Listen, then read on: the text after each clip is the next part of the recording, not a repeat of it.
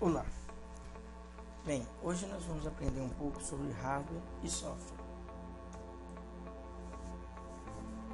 Bem, para entender sobre hardware e software, primeiramente precisamos entender os conceitos básicos sobre o sistema de computação. Um sistema de computação pode ser definido como a integração do elemento físico, que é o hardware, do elemento lógico do computador, que é o software, e do elemento humano para a realização de uma determinada tarefa. Bem, o computador como um sistema é um conjunto de componentes interrelacionados. Aí nós vamos entender que o computador ele é cheio de componentes. Esses componentes eles devem se comunicar, eles devem oferecer informações, receber informações, processar informações, devolver informações, e por isso podemos dizer que ele é um conjunto de componentes e que estão interrelacionados, que comunicam-se entre si. Bem, falando dos elementos de hardware, nós temos como exemplo o processador, a memória, barramento e dispositivos de entrada e saída.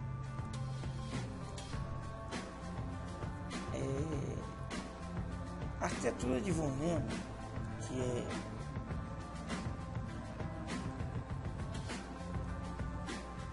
pela arquitetura de Von Neumann, o processador ele pega informações da entrada e de memória de programa, as memórias de dados pegam essas informações, o processador trata essas informações e transforma elas em saídas, em execuções.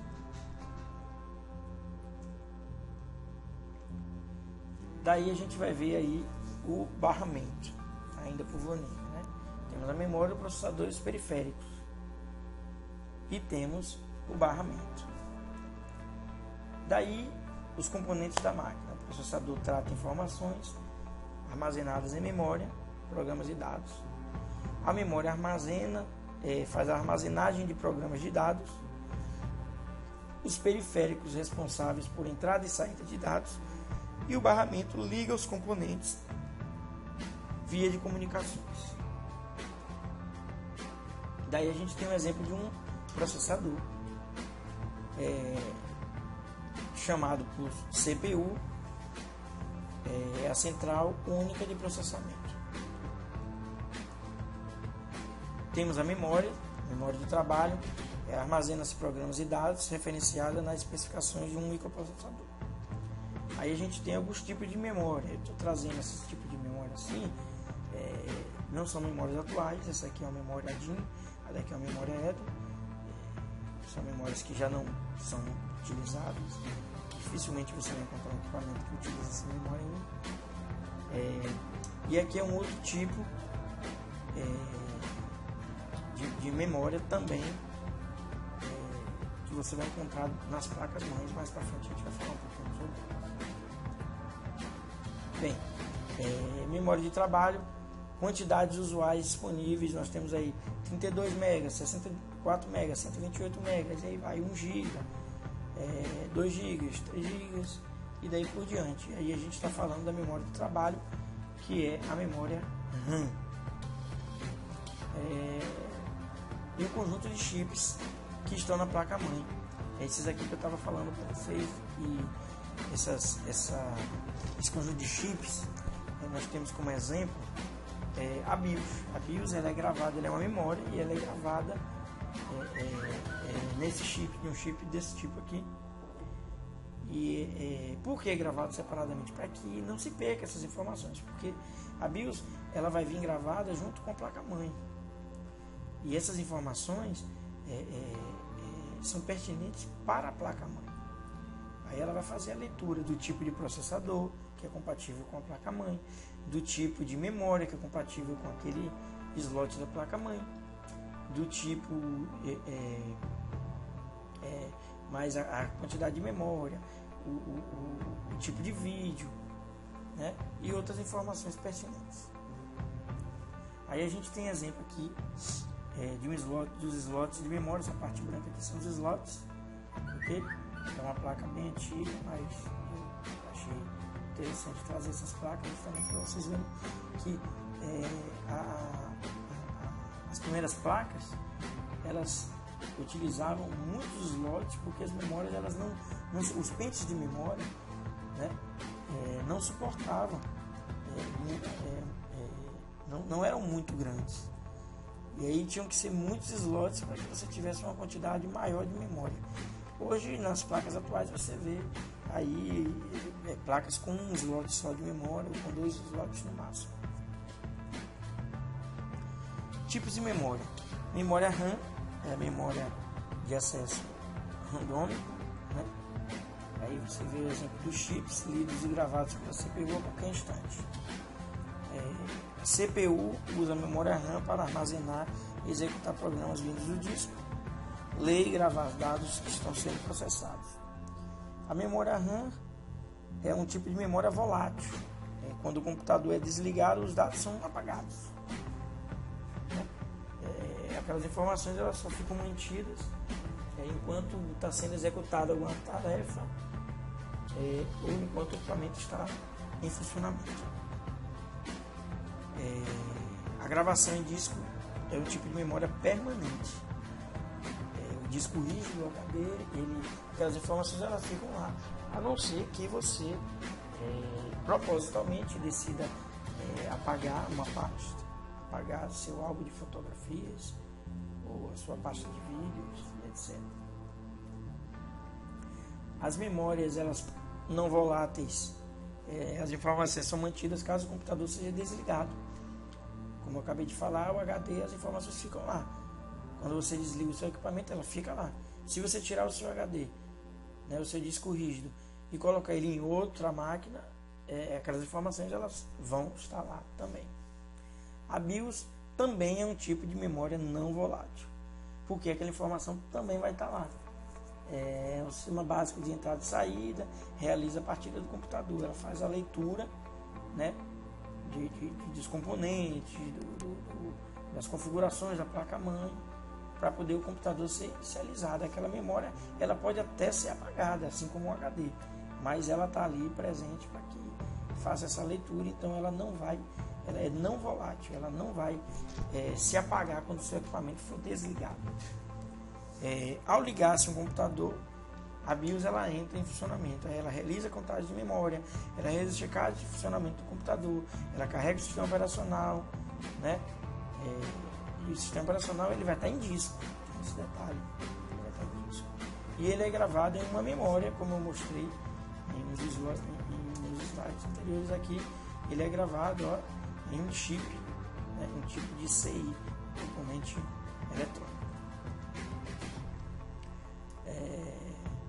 Bom, e falando agora da interface de entrada e saída, né, ela estabelece a relação entre o usuário e o computador. E aí a gente está falando também de uma contrapartida. Tanto o usuário vai emitir informações para o computador, quanto o computador vai emitir informações para o usuário. E também estabelece uma relação de computador para computador, porque os computadores, eles também se comunicam. E isso é muito importante. Eles se comunicam. Muitas tarefas seriam impossíveis se os equipamentos não se comunicassem. Entendeu? E aí a gente tem aí como dispositivo de entrada, nós temos o exemplo do teclado, que lê os caracteres digitados pelo usuário. Desculpe aí o slide, coloquei a imagem que acabou passando por cima do texto, mas foi a formatação. O mouse, que lê os movimentos e o toque de botões, drive de CD-ROM ou de DVD-ROM e Blu-ray-ROM, né, que nós temos, lê dados em disco, basicamente é pouco utilizado também. Hoje nós estamos no ano 2017 e hoje é mais comum você utilizar pendrive. Hoje temos pendrive aí de altíssima capacidade e praticamente os DVDs e CD foram extintos, né? Mas ainda existe. O microfone, que transmite sons para o computador, e o scanner, que é usado para ler figuras, fotografias e até mesmo textos inteiros e passar essas informações para a máquina. E aí nós temos como saída alto-falantes. Você vai ouvir sons, né? É um tipo de comunicação da máquina com o usuário através do alto-falante. Você vai também ter o vídeo que mostra ao usuário o que está acontecendo, né? Na tela, os caracteres, as opções, os gráficos, etc. Temos a impressora que vai pegar e vai imprimir os caracteres, vai trazer coisas, informações que estão lá no mundo, no mundo artificial, né? Ele vai pegar informações e vai trazer para uma folha de papel. Aí nós temos ainda, falando ainda de dispositivos de entrada e saída, o disco rígido que grava e lê dados. Lembrando que o disco rígido é um tipo de memória não volátil. Quando inicializa, desliga o equipamento, abre a memória, o disco rígido ele continua com aquelas informações inseridas, a não ser que você propositalmente as apague. O drive de disquete, que hoje praticamente não é utilizado, ainda para fazer manutenção em algum equipamento, pode até acontecer, se for um equipamento muito antigo, mas hoje praticamente é extinto. A unidade de fita magnética também basicamente é extinto. Ele também grava e lê dados em fitas magnéticas. O modem é outro equipamento que é pouco utilizado atualmente, mas é importante destacar porque a nossa rede de internet há um tempo atrás era comum se utilizar através de modem, né? Ele transmite e recebe dados pela linha telefônica, é um tipo de internet de escada, ok? Bem, ainda falando agora do elemento software, ele representa toda a parte lógica do sistema de computação, né? É idealizado pelo elemento humano e expressa as tarefas executadas pelo elemento de hardware. É isso, o software é aquela parte que realmente é a parte lógica, aquela parte que você vê através da tela, né? São sons que você ouve através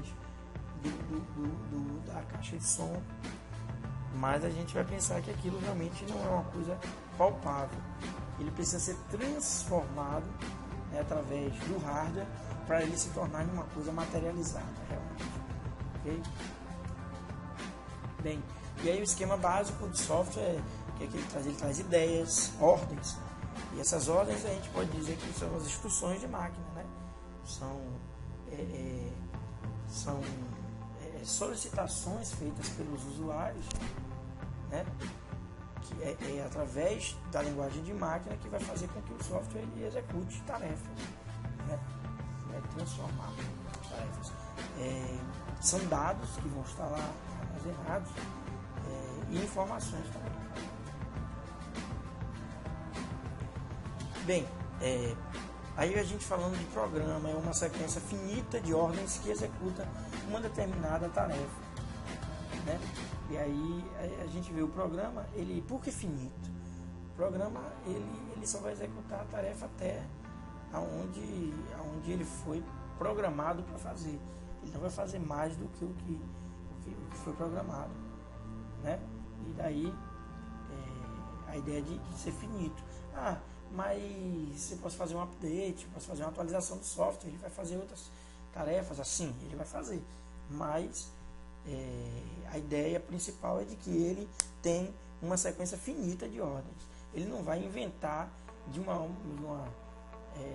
hora para outra, de um minuto para outro, de um segundo para outro.